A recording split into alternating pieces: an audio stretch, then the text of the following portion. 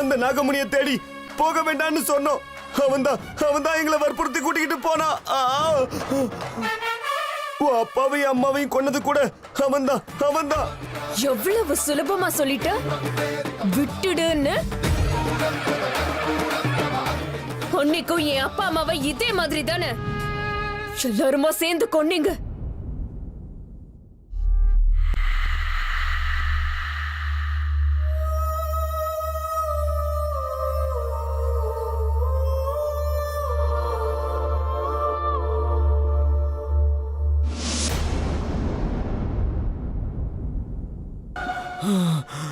அந்த நாகராணி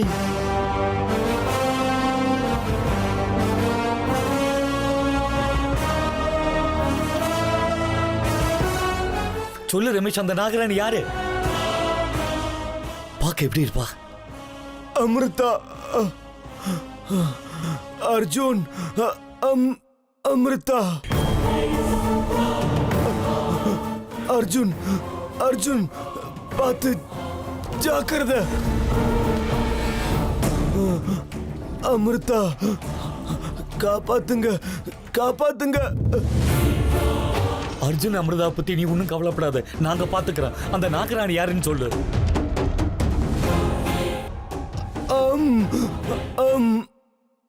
மா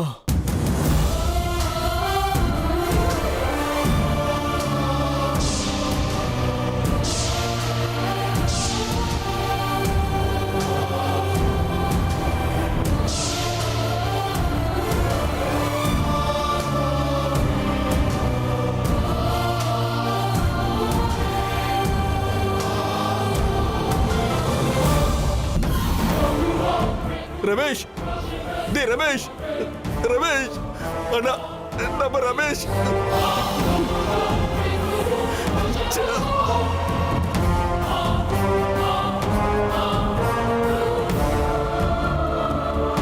ருத்ரா, ரமேஷ் போயிட்டானா? முடிஞ்சது, அவ்வளவுதான். ஏண்டா இந்த இடத்துக்கு வந்த முட்டாள். அண்ணா, நம்ம ரமேஷ் தான்.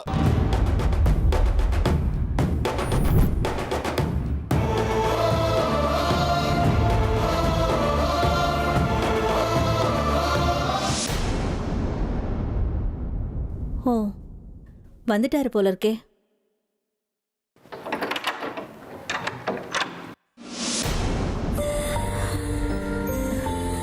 அமிர்தா, நீயா? என்னமாச்சு, தூக்கம் வரலையா? இல்ல அத்தை, என்னமோ தூக்கம் வர மாட்டேங்குது. அதான் உங்ககிட்ட பேசலான்னு வந்தேன். ரூம்குள்ள வரலாமா? அட பைத்தியமே, ஏன் ரூம்குள்ள வரதுக்கு பர்மிஷன் கேக்குற? வா வா, உள்ள வா வா.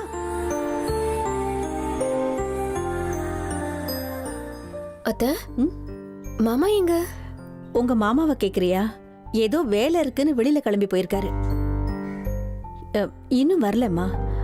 அமிர்தா, இன்னைக்கு இங்கேயே படுத்துக்கையே. எங்கேயா? பரவாயில்லையா?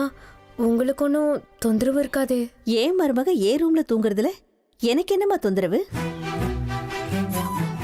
ஆனா என் புள்ள அர்ஜுன் தான் ஒருவேளை கஷ்டப்பட்டாலும் படுவான். போங்க அத்தை, அப்படிலாம் ஒன்றும் இல்லை. வா இங்க, வா உட்காரு. அது சரி, நீ பாட்டுக்கு அர்ஜுனை தனியா விட்டுட்டு வந்துட்ட, என்னாச்சு? ஏதாவது சண்டையா உங்களுக்குள்ள? இல்லையே, அப்படியெல்லாம் எதுவும் இல்லை. அப்புறம் வேற என்ன? அது வந்து, ஓஹோ, எனக்கு புரிஞ்சு போச்சு. அது சரி, என் பிள்ளைகிட்ட சொல்லிட்டு தானே வந்திருக்க.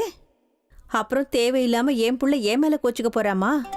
இல்ல அத்தை, சொல்லிட்டு தான் வந்தேன். நீங்க ஒன்றும் கவலைப்படாதீங்க. அமிர்தா, உனக்கு இந்த வீட்ல ஏதாவது கஷ்டம் இருந்தா, உன்னை யாராவது ஏதாவது சொன்னாங்கன்னா அத நீ என்கிட்ட வந்து சொல்லுமா. நான் உனக்கு அத்தை இல்ல, உன்னோட அம்மான்னு நினைச்சுக்கோ. சரிங்க அத்தை. இங்க பாரு, பாட்டி தான் இந்த வீட்டுக்கு பெரியவங்க. அவங்க ஒருவேளை அப்படி இப்படின்னு ஏதாவது ஒரு வார்த்தை சொல்லிட்டாங்கன்னா அதை நீ பெருசா எடுத்துக்காதம்மா. ஐயோ அத்தை, அதையெல்லாம் நான் எப்பவோ மறந்துட்டேன். இதானேம்மா நல்ல பொண்ணு கழகு. அதுக்காக தானே என் பிள்ளை உன்கிட்ட விழுந்தா. ம்? அமிர்தா, பார்க்க மகாலட்சுமி மாதிரி இருக்கேம்மா.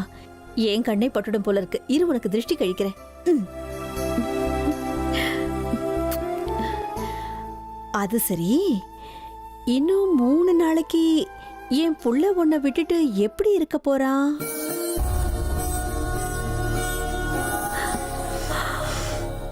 ஐயோ, வெக்கத்தை பாத்தியா? சரி, கதவை தாப்பால் போட்டுட்டு வா, தூங்கலாம்.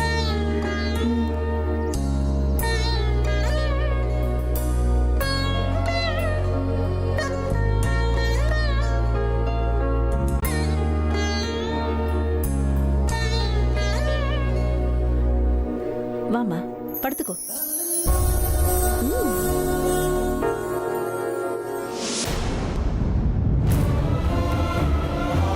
கடைசியில அந்த நாகராணி விரிச்ச வடைக்கு நீ பலியாயிட்டியேடா. நான் பாருடா இவன. கல்யாண வீட்டுல எவ்வளவு சந்தோஷமா ஓடி ஆடி வேலை செஞ்சான். இப்ப என்னடா நம்ம முன்னாடியே புடமா கிடக்குறானே. வேண்டாம் வேண்டாம் எவ்வளவோ சொன்னோம். எங்க பேச்ச கேட்காம வீட்டை விட்டு வெளியே வந்து உயிரை பலி கொடுத்துட்டே ரமேஷ். ஆனா இது நடக்க கூடாதுன்னு பயந்துட்டே இருந்தப்போ அது நடந்துருச்சுன்னா பாருடா, நம்ம ரமேஷ பாருடா. அண்ணா ஞாபகம் இருக்கா? இதே இடத்துல தானே அன்னைக்கு அந்த நாகராணிய கொன்னோம்.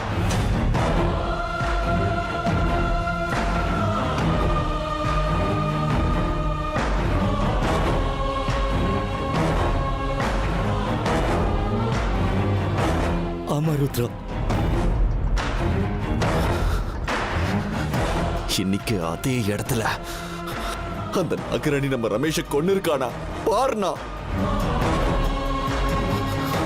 அப்படின்னா அந்த நாகராணிக்கு எல்லாமே தெரிஞ்சிருக்குன்னா நாம என்னெல்லாம் செஞ்சிருக்கோன்னு எல்லாமே அவளுக்கு தெரிஞ்சிருக்க. ஆமா ருத்ரா, அவ சாதாரணமானவ கிடையாது. இனிமே நாம ரொம்ப எச்சரிக்கையா இருக்கணும்டா. என்ன ஆனாலும் அவ வலையில நம்ம விழவே கூடாது.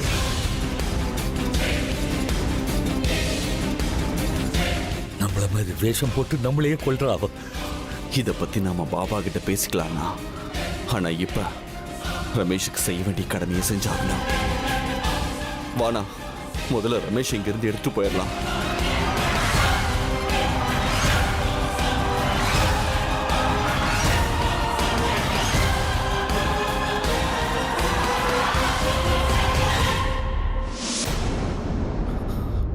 அண்ணா ஒரு நிமிஷம்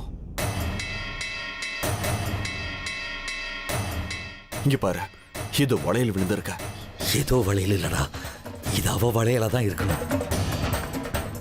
ஆமாண்ணா, இதை வச்சு அவளை பத்தி கண்டுபிடிக்கிறதுக்கு வாய்ப்பு இருக்க. எதுக்கும் நாம இந்த வளையல நம்ம கிட்டே வச்சுக்கலாம்.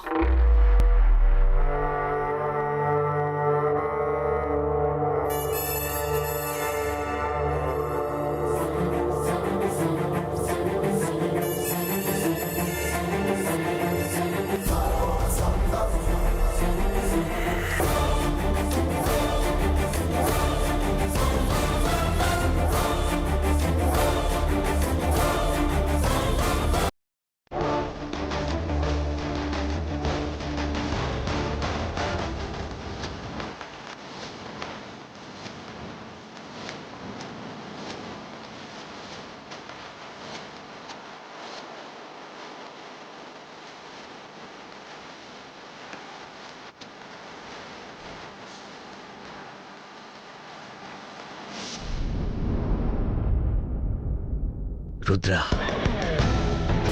என்னானாலும் சரி இந்த விஷயம் வீட்டில் யாருக்கும் தெரியக்கூடாது.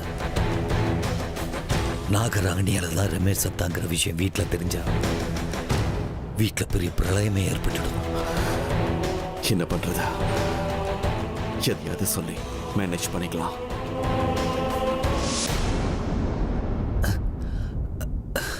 ருத்ரா, இந்த வளையல நான் பார்த்திருக்கேன். நீ என்ன சொல்றன்னா? ஆமா ருத்ரா, இந்த வளையல நான் எங்கேயோ ரொம்ப பக்கத்துல இருந்து பார்த்திருக்கேன்னு நினைக்கிறேன். அப்படியா? எங்க பார்த்த? கொஞ்சம் ஞாபகப்படுத்தி சொல்லு. ஐயோ, சட்டுன்னு எங்க பார்த்தேன்னு ஞாபகம் வரல ருத்ரா. ஆனா ஒண்ணு மட்டும் நிச்சயம்டா, இந்த வளையல வச்சுக்கிட்டு அந்த நாகராணி யாரு என்னன்னு நம்ம கண்டுபிடிச்சு ஆகணும். இனிமே எந்த காரணத்தை கொண்டு அவன் நம்ம கிட்ட இருந்து தப்பிச்சு போக விடக்கூடாது. இந்த வளையல வச்சுக்கிட்ட அந்த நாகராணி யாருங்கிறது கண்டுபிடிச்சாகணும். அவளை தடயத்தை விட்டுட்டு போயிருக்கா. இதை வச்சு அவ யாருன்னு கண்டுபிடிச்சு நம்ம யாருன்னு அவளுக்கு காட்டணும்டா. நம்ம நண்பர்களை கொண்டு அவளை சும்மா விடக்கூடாதுடா, சும்மா விடக்கூடாது.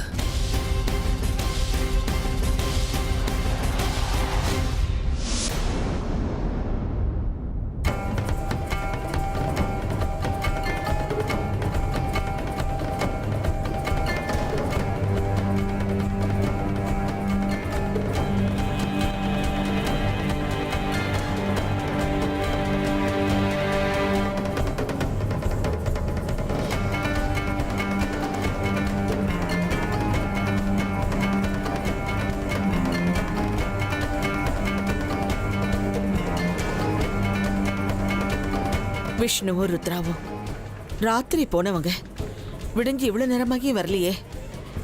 எனக்கு இன்னும் ரொம்ப பயமா இருக்கு. ரெண்டு பேருக்கும் என்ன ஆச்சோ தெரியல. பாட்டி, குட் மார்னிங். என்ன பாட்டி இவ்வளோ டென்ஷனா இருக்கீங்க? நீ வந்தது நல்லதா போச்சுடா. ஓ அப்பாவும் சித்தப்பாவும் நேத்து ராத்திரி கோயில் கிட்ட அவங்க ஃப்ரெண்டோட கார் ரிப்பேர் ஆயிடுச்சுன்னு கூட்டிட்டு வர போனாங்க. ஆனா இன்னும் வீடு வந்து சேரல. போன் பண்ணாலும் எடுக்க மாட்டேங்கிறாங்க. எனக்கு இன்னும் ரொம்ப பயமா இருக்கு அர்ஜுன். நீ உன்னோட போன்ல இருந்து பண்ணி பாக்குறியாப்பா? அம்மாவை தான் சொன்னாங்க. அப்பாவோட ஃபோன் சுவிட்ச் ஆஃப்ல இருக்கான். இருங்க, நான் ட்ரை பண்றேன்.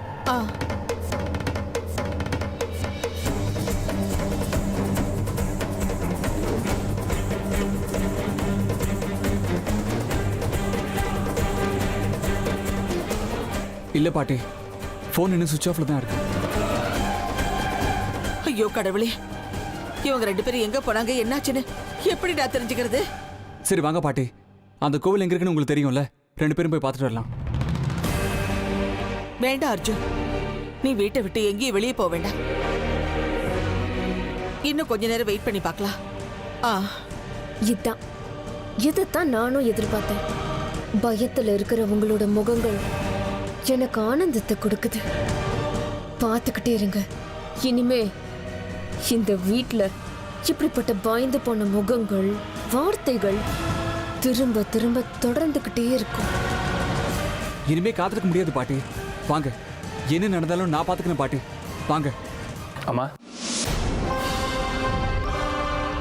அப்பா எங்கப்பா போயிருந்தீங்க? நாங்கெல்லாம் எவ்வளவு பயந்து போயிட்டோம் தெரியுமா? விஷ்ணு, நீயோ ருத்ராவோ நேத்து ராத்திரி போனீங்க. விடிஞ்சி நீ மட்டும் திரும்பி வந்திருக்க. என்னடா ஏன் முகம்லாம் வாடி போயிருக்கு? அது இருக்கட்டும், உங்க ஃப்ரெண்ட கூட்டிட்டு வரந்தானே ரெண்டு பேரும் போனீங்க. எங்கடா உன் ஃப்ரெண்டு? ஒன்றும் இல்லைம்மா, எனக்கு ரொம்ப டயர்டா இருக்கு. நான் போய் ரெஸ்ட் எடுத்துக்கிறேன். இல்லப்பா, ஒன்னும் இல்லைன்னு உங்க வாய் மட்டும்தான் சொல்லுது. ஆனா நடக்கக்கூடாது எதுவும் நடந்திருக்குன்னு உங்க முகத்தை பார்த்தா நல்லா தெரியுது. தயவு செஞ்சு எதையும் மறைக்காதீங்க. என்ன நடந்துச்சுன்னு சொல்லுங்க.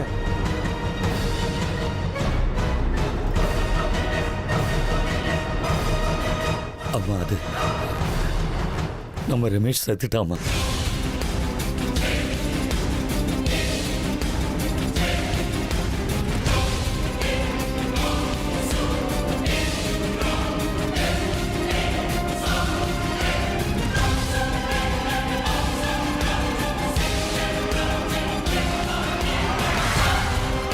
விஷ்ணு, நீ ஒண்ணு என்கிட்ட விளையாடல.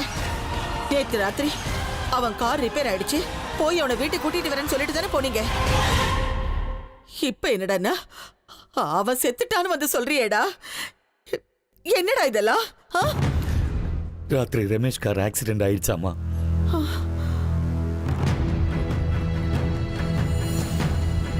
விஷயம் தெரிஞ்சா நீங்க ரொம்ப பயந்துருவீங்கன்னு தான் கார் ரிப்பேர் ஆயிடுச்சுன்னு சொல்லி ரமேஷை பார்க்க போயிருந்தோம். ஆனா நாங்க போறதுக்குள்ள ரமேஷ் நம்மளை எல்லாம் விட்டு போயிட்டாமா.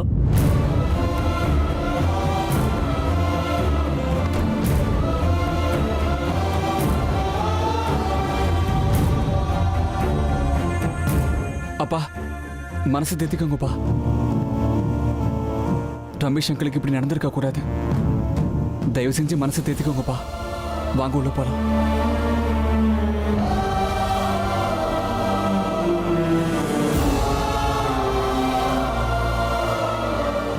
இது வெறும் ஆரம்பம் தாண்டா. போக போக என்னோட விஸ்வரூபத்தை பார்க்க தயாரா இருங்க.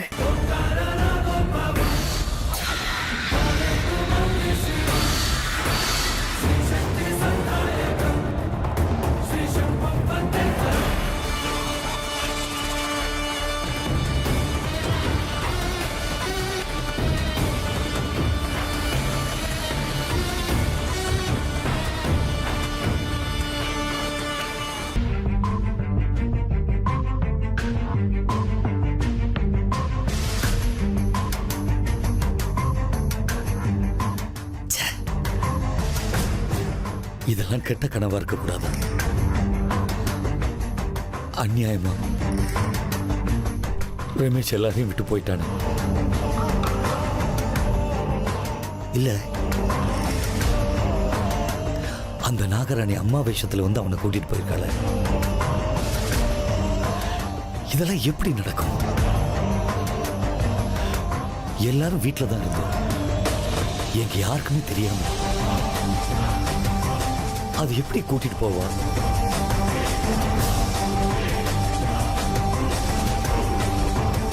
இல்ல, இனிமே நான் ரொம்ப எச்சரிக்கையா இருக்கணும்.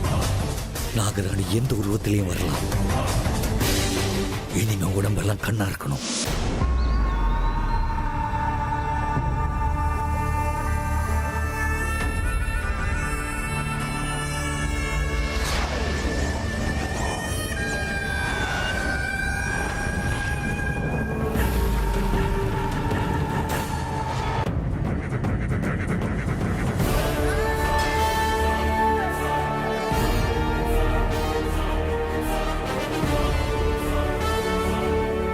மாமா, அமிர்தா நீ அம்மா வா.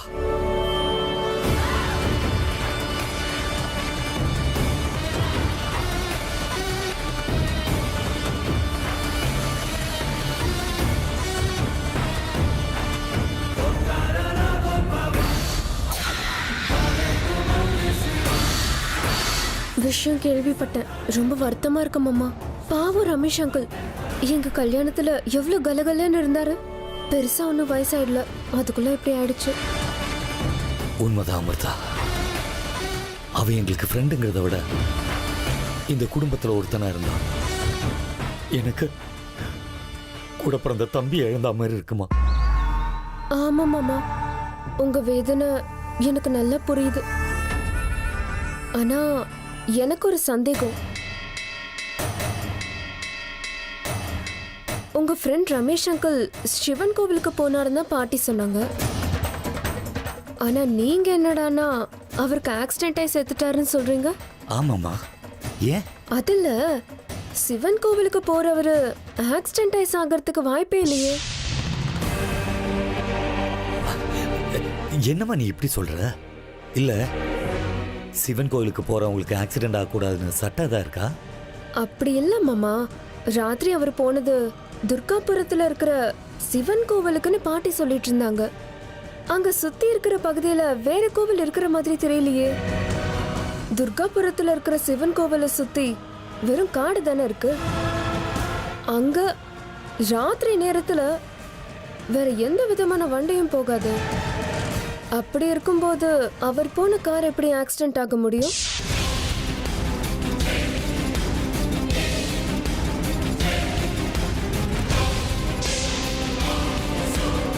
அது வந்து உங்க முகத்துல இருக்கிற பயத்தை பார்க்கும்போது நீங்க ஏதோ ஒரு பெரிய விஷயத்தை என்கிட்ட இருந்து மறைக்கிறீங்கன்னு தோணுது. சொல்லுங்க மாமா, அங்க உண்மையிலேயே என்ன நடந்துச்சு? யாருக்கும் வராத சந்தேகம் இவளுக்கு மட்டும் எப்படி வருது? என்னானாலும் சரி, நடந்த விஷயம் யாருக்கும் தெரியக்கூடாது. சொல்லுங்க மாமா, என்ன யோசிச்சுட்டு இருக்கீங்க? அதெல்லாம் ஒன்றும் இல்லைம்மா. ஆக்சிடென்ட்னா இன்னொரு வண்டி வந்து மோதனாதான் அது ஆக்சிடென்ட்னு அர்த்தம் இல்லை. ரமேஷோட காரில் பிரேக் ஃபெயிலியர் ஆயிருக்கு. நேர மரத்தில் போய் மோதிட்டான். அவன் கெட்ட நேரம் உயிர் போயிடுச்சு. ஓ அப்படியா? சரிங்க மாமா, நான் உள்ள போறேன். சீக்கிரம் சாப்பிட வாங்க. பாட்டி அத்தை எல்லாம் காத்துட்டு இருக்காங்க. சரிம்மா, நீ உள்ள போ, நான் வரேன்.